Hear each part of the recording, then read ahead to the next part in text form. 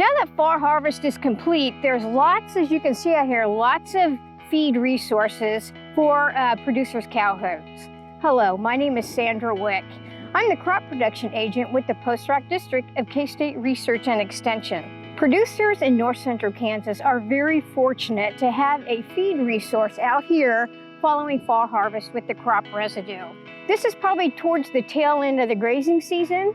A lot of producers have already put their cattle out on it or will soon be putting their cattle out on it.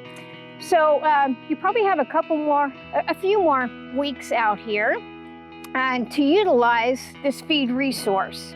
So I wanted to provide you with some guidelines to remember when using this as your feed source for your cow herd. So firstly, the management key point to remember when you get towards the tail end of grazing your crop residue is supplementation. So cows generally will eat the leaves, the husk, and the grain first. Generally not the stalks and not the stems. So about 50% of the crop residue out here is your leaves, your husk, and your grain, which the other half would be, of course, your stems and your stalks. So there's probably going to be a mix of cattle out here, as you can see, but predominantly you're going to have your bred cows out here that are in mid-gestation of carrying that calf. So the important key component to remember is the body condition, or the condition of your cows. So just do a quick body condition score and see if you see any thin cows that maybe need to put a little weight on. So what you can do is just supplement a couple pounds protein supplement per head per day. That might be some cubes, it might be some good hay, it might be some alfalfa pellets. Also, another component when you're grazing crop residue is for your cow herd and your cattle to have an adequate water supply. Generally, a 1,500-pound cow will need approximately 10 to 12 gallons of water per day. So with that information, you can pretty much know and be able to monitor to see if you have enough water out here to make it adequate. The next component is to watch some nitrate levels. There's been lots of producers that have brought in either baled crop residue or the standing crop residue to check for nitrate accumulation. You can use some crop residue either that you've baled or that's high in nitrates. There's just some key management components that you need to remember. First of all, don't put the cattle out there hungry.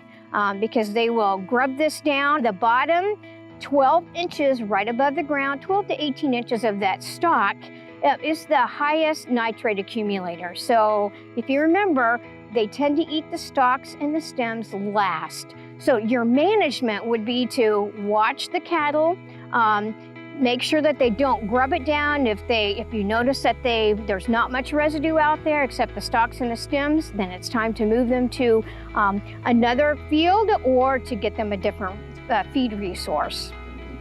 Another component that you want to watch, especially in grain sorghum, we've had some warm temperatures here. We've been fortunate to have moisture.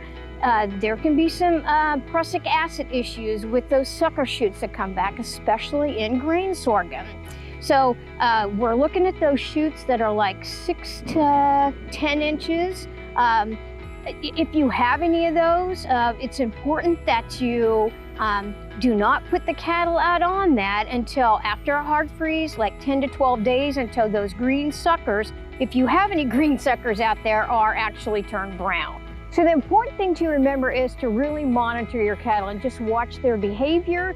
If you notice any different behavior or they become lethargic, pull them off immediately and just move them to a different feed source.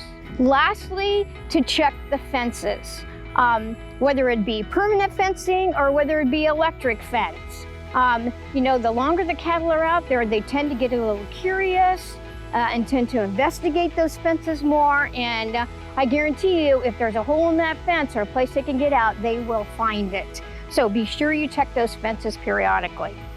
So as I mentioned, we are fortunate to have such a feed resource out here for our cow herd. So if you have any additional questions on crop grazing, be sure to give us a call at any of our Post Rock Extension district offices in Beloit, Lincoln, Mankato, Osborne, or Smith Center. And please go to our webpage at www.postrock.ksu.edu on the livestock page, and we'll have lots of excellent resources available in utilizing crop residue.